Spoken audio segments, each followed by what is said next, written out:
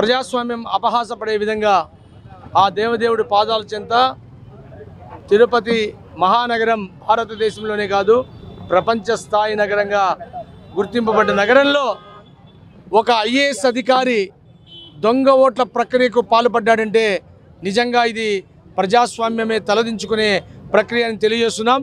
ఖచ్చితంగా election commission ఈరోజు election రాబోతున్నాయి, మీరు సస్పెండ్ చేసింది బై ఎలక్షన్ టైంలో చేసిన తప్పుకు ఖచ్చితంగా ఈరోజు ఈ దొంగ ఓట్లన్నింటినీ కూడా తిరుపతిలో రిమూవ్ చేయాలంటే దీని మీద సమగ్ర చర్య జరగాలి. మేము అడుగుతున్నాం, తిరుపతిలో మొట్టమొదటిసారిగా ఈ యొక్క లిస్టును ఆపాలి, 22వ తేదీ వచ్చే లిస్టును ఆపడమే కాకుండా కొత్త లిస్టు రావడానికి ఏదైతే ప్రజలు ప్రజాస్వామ్యబద్ధంగా ఓటును దుర్వినియోగం చేయకుండా ఉండాలంటే మీరు ఎలాగైతే ఆధార్ని అనుసంధానం చేశారో బ్యాంకుకు అలాగే రెవెన్యూ రికార్డ్స్కి ఓటరు కూడా మొట్టమొదటి తిరుపతి నుంచే ఆధార్ అనుసంధానం ప్రక్రియ జరిగితే తప్ప ఈ యొక్క దొంగ ఓట్ల ముఠా గుట్టు బయటపడదని ఖచ్చితంగా మేము డిమాండ్ చేస్తున్నాం. అదే మేము చెప్తున్నాం. ఇంకో మాట కూడా, కమిషనర్ ఆ రోజున్న డిప్యూటీ కమిషనర్ అయితే ఏమి, ఆ రోజున్న అదర్ ఆఫీసర్స్ అయితే ఏమి, వీళ్ళ వెనకల ఇది చేయించింది ఖచ్చితంగా ఇప్పుడు రూలింగ్లో ఉన్న వైఎస్ఆర్సీపీ ప్రభుత్వం, ఆ ప్రభుత్వంలో ఉన్న నాయకులేని తెలిసినప్పుడు మేము సిబిఐ ఎంక్వైరీ కూడా కోరుతున్నాం. మీరు ఐఏఎస్ను సస్పెండ్ చేశారు, ఈ ఐఏఎస్ వెనకలున్న పెద్ద తిమింగలాలు ఈ యొక్క వైఎస్ఆర్సీపీ రూలింగ్ నాయకులు, వాళ్ళ ప్రక్రియలు ఏంది, వీళ్ళు పని చేయరు కదా. ప్రతి ఒక్క సామాన్యునికి తెలుసు, ఒక రాజకీయ నాయకుడి ఇది లేకుండా ఈ దొంగ ఓట్ల ప్రక్రియ జరగదు, ఒక ఐఏఎస్ ఆఫీసర్ చేయడు అని. మీరు ఐఏఎస్ ఆఫీసర్ని శిక్షించినప్పుడు ఆ ఐఏఎస్ ఆఫీసర్తో ఈ పని చేయించిన నాయకులను ఎందుకు శిక్షించాలని మేము అడుగుతున్నాము.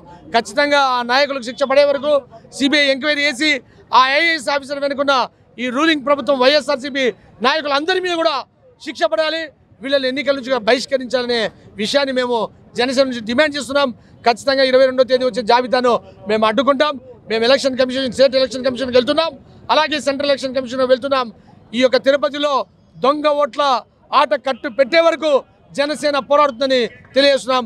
జై జనసేన, జై పవన్ కళ్యాణ్, జై హింద్. ఈరోజు మనం చూడాలంటే భారతదేశంలో ఆంధ్రప్రదేశ్ రాష్ట్రంలో మాఫియా జరిగింది ఎక్కడా జరిగి ఉండదు. తిరుపతిలో 40,000 దొంగ ఓట్ల మాఫియా జరిగిందంటే ఈ రాష్ట్ర ప్రభుత్వానికి సిగ్గుచేటు. ఇందాక మా అధ్యక్షులు చెప్పినట్టు, జిల్లా అధ్యక్షులు చెప్పినట్టు ఆధార్ కార్డు ఓటర్ కార్డుకి లింక్ చేయాలంటే కరెక్టే. ఈరోజు మన కుక్క పిల్లకి వ్యాక్సిన్ వేయాలని ఆధార్ కార్డు అడుగుతున్నారు, మనకు ఓటు వేయాలంటే ఆధార్ కార్డు లేదు. ఇటువంటి పరిస్థితిలో భారతదేశం ఉండడం, అది తిరుపతి లాంటి ప్రాంతంలో దొంగ ఓట్లు ఉండడం చాలా బాధాకరం. అవి తొలగించాలని చెప్పి డిమాండ్ చేస్తున్నాం. దొంగ ఓట్లతో గెలవాలనుకున్నటువంటి ప్రభుత్వానికి ఒకటే చెప్తున్నాం, మీరు ఎన్ని దొంగ ఓట్లు ఎక్కించుకున్నా, ఎన్ని ఇది చేసినా ఒక్క దొంగ ఓటు కూడా వేయకుండా చూసుకునే బాధ్యత జనసేనది. నియోజకవర్గంలో 30,000 నుంచి 40 దొంగ ఓట్లు ఉన్నాయని చెప్తూ ఉన్నా కూడా పట్టించుకోకుండా వై నాట్ 175 అంటున్నాడంటేనే మీకు అర్థం అవ్వాలి ఇప్పటికే ఆయన ధైర్యం ఏంటో. ఈ దొంగ ఓటర్లను చూసుకునే సజ్జల గారు, జగన్మోహన్ రెడ్డి గారు ఎలక్షన్కి వెళ్తున్నారు. కానీ ప్రతి ఒక్కరూ దీనికి సంసిద్ధమే, చైతన్యంతో ముందుకు వచ్చి ఈ దొంగ ఓటర్ల నివారణకైతే చర్యలు చేపట్టాలి. ముఖ్యంగా మీరు ఆలోచించాల్సింది ఏంటంటే, వీళ్ళ నమ్మకం అధికారులను వీళ్ళు కన్సర్న్లో పెట్టుకుని వాళ్ళ చేత పని చేయిస్తూ వాళ్ళని ముందు పెట్టేసి వీళ్ళు తప్పించుకునే ప్రయత్నం చేస్తున్నారు. సస్పెండ్ అవ్వాల్సిన అధికారులు కాదు, రాజకీయ నాయకులు ఎవరైతే వెనకున్నారో వాళ్ళని సస్పెండ్ చేయండి, వాళ్ళపైన చర్యలు చేపట్టండి. నిజంగా ప్రతి ఒక్క పార్టీ చైతన్యంతో ముందుకు వచ్చి దొంగ ఓటర్ల నివారణకి చర్యలు చేపట్టాలని జనసేన పార్టీ డిమాండ్ చేస్తున్నాం.